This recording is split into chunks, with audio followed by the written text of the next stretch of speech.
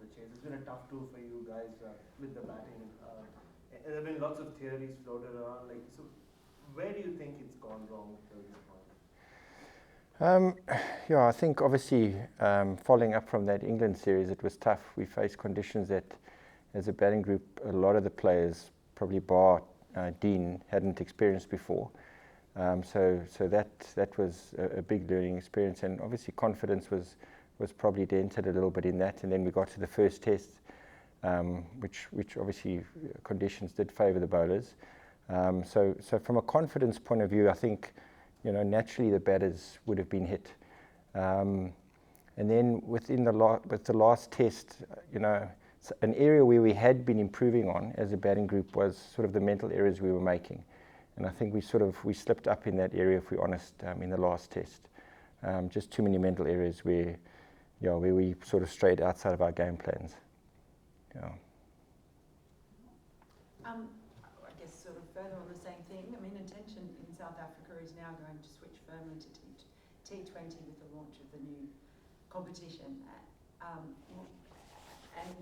Well, I guess what effect do you think, does it have an effect on the first class system and producing test batters, or do you look at a country like England that has perhaps taken the best of both with the county championship and with white ball batting as well? How do you go forward when the season is now going to be dominated by that?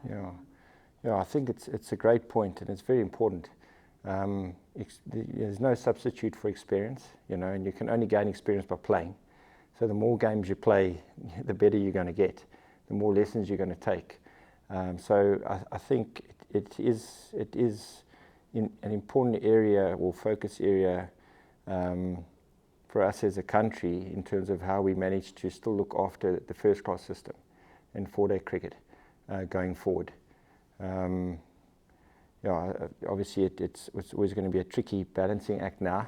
It's the way sort of the world is going. But we do need to find a way to balance it out.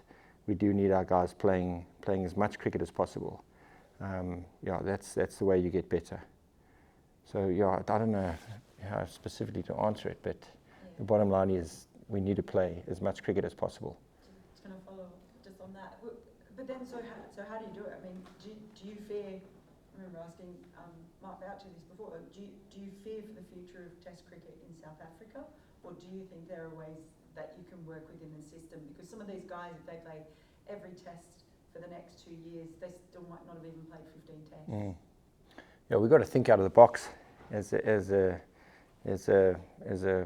board, I suppose, or the DOC, to find ways. There has to be ways. We can't just resign to the fact and say, well, that's it, we're not going to play enough first class cricket.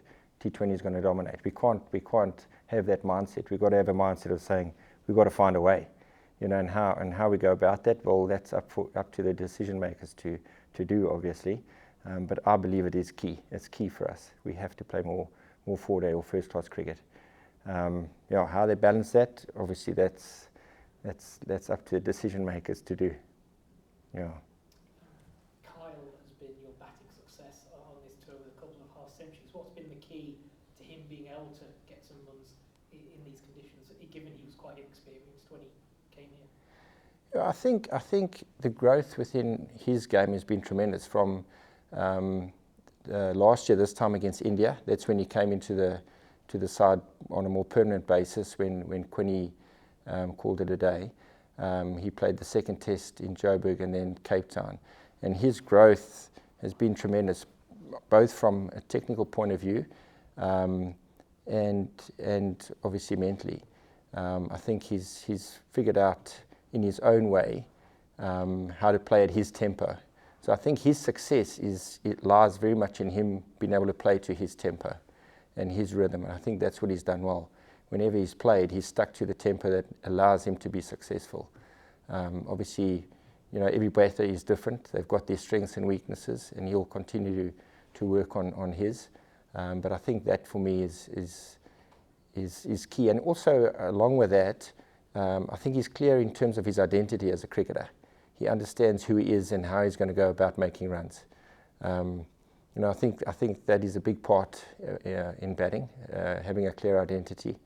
For example, if you see Dean bat you see the same, you know what you're getting. You see the same thing day in, day out. And you would say the same about Cullis or Graham Smith or whoever it is. They had a clear identity in terms of who they are as a cricketer, and I think he does have that. I think that goes a long way in terms of his success. Yeah. Just on Dean, probably has another tour he's after. What do you put that down to? Is it just a few unlucky dismissals, or is there something going on? Sorry, I didn't catch the. Just Dean, yes. Dean Elgar, captain. Yes. What do you put his form on tour down to? Is it a few unlucky dismissals, or is it something going wrong? Yeah, I mean, you need a little bit of luck every now and again. He's had a couple what umpires calls. Obviously, two dismissals, glove down leg. So it hasn't quite gone his way. He's a fighter, The tour's not over for him yet. We've still got a big 2 days ahead of us, and hopefully he can finish on a positive note. But he's trying his best. We back him. We know he's key to our batting unit. Sometimes you do need things to go your way. It's a game of fine margins. Yeah. Justin, how do you expect tomorrow to play out? Do you expect Australia to bat for a little bit and then declare, or do you expect South Africa to be batting first thing? I know it's up to them, but what would you expect? And secondly, is it important that your batsmen don't go out just thinking survival once they do? Because realistically, it's probably going to be more to win this test than a draw, I guess. Yeah. So on the first question, I think if Khawaja wasn't on 190 odd, then I would say they'd declare straight away. So it depends on how they see that situation. I'd imagine they might let him go out there and try and get to that double, and then declare. But again, we're not in their change room, so it's a tough one. But if they do bat, I think it'll be up until that point where he gets to that double and then calls it. But again, they could say, right, team first, and we're in straight away. It just depends on how they go about that sort of decision. The second part is very important. I think especially when, like we spoke about in terms of confidence, you can easily go into that mindset of, I'm trying to just survive here. And I think that survival mode is, in comparison to still being in a positive mindset, that doesn't mean you need to be reckless. Obviously, I think what Khawaja's done so well is he stayed in his game plan. He was positive, but he scored within his game plan. I think that's going to be the key for us. We still have that positive mindset. It's not just about survival for us. We've still got this game and then 2 against the West Indies to finish our season, and we want to take as much confidence going into that West Indies series as we can. And there's 2 big games there for us to finish strong as well. Sorry for sticking with batting, but as this tour nears an end, is it a concern, and you've done a lot of work in grassroots as well, that the top 5, leave Dean Elgar aside, the others are in their mid-30s, and you don't have like a young 20-year-old who makes an impression and you can bank on him for the next tour. Is there a concern at all that there wasn't a 20-year-old knocking the door down and having a decent tour or even being in the squad this time? Yeah, I don't think it's fair for me to answer that. Obviously, I'm not on the selection panel. So, what I can say is we do have a number of promising youngsters back home who are doing well, and who are knocking on the door, and that's pleasing to see. That's as much as I can answer around that. Yeah. Sorry, and just on how today panned out, what was the mood like in the dressing room? It's been a tough tour. Were the boys eager to get out there, or they were like, let it rain? Yeah, obviously it has been a tough tour, but they're still looking forward to the challenge. Like we just spoke about playing, and that's how you improve. You don't improve by sitting in the dressing room on a rainy day. You improve by being out there, whether that's through making mistakes or obviously having a good knockout there. That's the way you're going to grow. And I think that's important for this group, is that we do embrace those challenges, that we do look forward to the challenge, because that's what Test cricket is about, and that is how you're going to get better. So yes, it's been a tough tour, but there still is that positive sort of approach to it. Yeah. Last one over there. You touched on a moment ago the balance Australia has to strike between the declaration was moving on 195.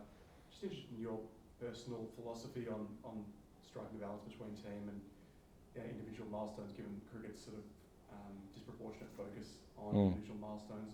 whether you think team first always has to be the way? Yeah, I think, yeah, sure, it is a tricky one. I think there can be a number of factors that would maybe help in those decisions as to like where you are in the series, or, you know, how much impact does the specific game have maybe on the World Test Championship table in terms of where they're at. Those type of things I think have to come into it. Personally, I think it's always got to, if you've got a team first sort of culture, you're heading in the right direction. Yeah, so it is a tricky one. I think, yeah, like I said, there's probably a number of various scenarios that can determine that decision. Yeah,